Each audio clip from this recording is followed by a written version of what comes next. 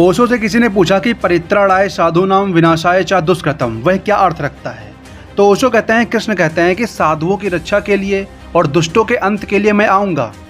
ठीक है, दोनों का एक ही मतलब है। दुष्टों के अंत के लिए का भी वही मतलब है। दुष्ट का अंत कब होता है, यह थोड़ा समझने जैसा है। दुष्ट का अंत कब होता है?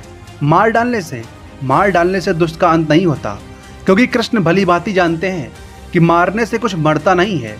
दुष्ट का अंत तभी होता है जब उसे साधु बनाया जा सके, और कोई उपाय नहीं है। मारने से दुष्ट का अंत नहीं होता, इससे सिर्फ दुष्ट का शरीर बदल जाएगा और कोई फर्क नहीं पड़ने वाला। दुष्ट का अंत एक ही स्थिति में होता है, जब वह साधु हो जाए। और बड़े मजे की बात है कि दूसरी बात उन्होंने कही कि साधुओं की रक्षा के लिए।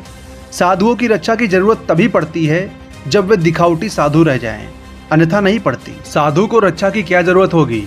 साधु को भी रक्षा की जरूरत पड़ेगी, तो फिर तो बहुत मुश्किल हो जाएगा। साधुओं की रक्षा के लिए आऊँगा, इसका मतलब है जिस दिन साधु झूठे साधु होंगे, असाधु होंगे, उस दिन मैं आऊँगा।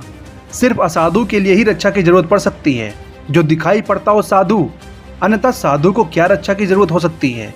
और कृष्ण आएंगे भी तो साधु कहेंगे कि आप नाहक मेहनत ना करें, हम अपनी असुरक्षा में भी सुरक्षित हैं। साधु का मतलब ही यह होता है सिक्योर इन हिज इनसिक्योरिटी। अपनी असुरक्षा में जो सुरक्षित है उसी का नाम साधु है। अपने खतरे में भी जो एट इज है उसी का नाम साधु है। साधु का मतलब ही यही होता है कि जिसके लिए अब कोई असुरक्षा ना रही, जिसके लिए कोई इनसिक्योरिटी ना रही। कृष्ण को क्या ज़रूरत होगी उसको बचाने की। यह वचन बहुत मज़ेदार है। इसमें कृष्ण ये कहते हैं कि साधुओं को बचाने आना पड़ेगा। जिस दिन साधु साधु नहीं होगा, असाधु ही साधु दिखाई पड़ेंगे, उस दिन बचाने आना पड़ेगा। और उसी दिन दुष्टों को भी बदलने की ज़रूरत पड़ेगी, नहीं तो यह काम तो साधु भी कर सकते हैं। इसके लिए कृष्ण की क्या ज़रूरत है? कृष्ण की ज़रूरत उसी दिन पड़ सकती है। दुष्ट को मारने का काम तो कोई भी कर ले सकता है, हम सभी करते हैं, अदालतें करती हैं, दंड करता है, कानून करता है। ये सब दुष्टों को मारने का काम है, दुष्टों को बदलने का, ट्रांसफॉर्मेशन का काम नहीं है। दुष्ट साधु बनाए जा सकें, लेकिन जिस दुनिया में साधु भी असाधु होगा, उस दुनिया में दुष्ट की क्या स्थिति होगी। लेकिन इस वाक्य को भी बड़ा अजीब समझा गया है।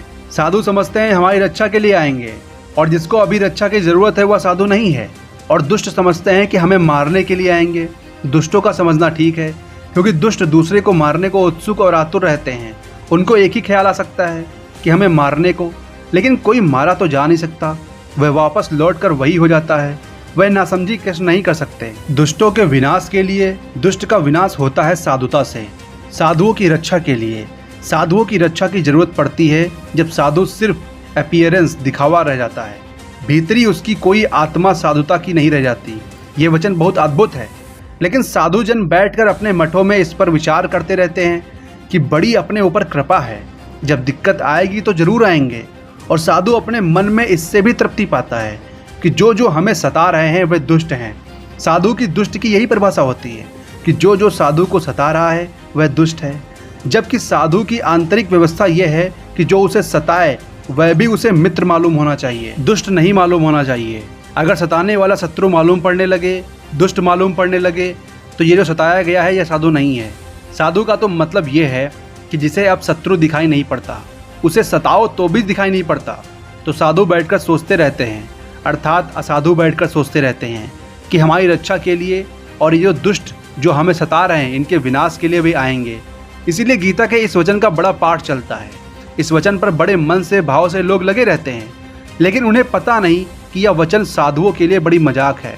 इस वचन में बड़ा व्यंग्य है, व्यंग्य गहरा है और ऊपर से एकदम दिखाई नहीं पड़ता। कृष्ण जैसे लोग जब मजाक करते हैं तो गहरी ही करते हैं, कोई साधारण मजाक नहीं करेंगे। सदियां लग जाती हैं मजाक को समझने में। कहावत है कि अगर कोई मजाक कही जाए तो सुनने वाले लोग 3 किस्तों में हंसते हैं। पहले तो वे लोग हंसते हैं जो उसी वक्त समझ जाते हैं। दूसरे लोग इन हंसते हुए लोगों को देखकर हंसते हैं कि कुछ मामला हो गया। तीसरे लोगों को कुछ भी नहीं समझता, वे सिर्फ ये सोचकर कि कहीं हम नासमझ ना समझे जाएं। सब हंस रहे हैं तो हमें हंस देना चाहिए। मजाक को समझने में भी वक्त लग जाता है, और कृष्ण जैसे लोग जब मजाक करते हैं तब तो बहुत वक्त लग जाता है। अब इस वचन में बड़ा व्यंग्य है, बड़ी मजाक है, गहरी मजाक है साधु के ऊपर। और वह मजाक ये है कि एक वक्त आएगा कि साधु को भी रक्षा की जरूरत पड़ेगी। तो ये वीडियो यहीं पे खत्म होती है। आपको ये वीडियो कैसी लगी हमें कमेंट सेक्शन में जरूर बताएं। मिलते हैं नेक्स्ट वीडियो में। जय हिंद।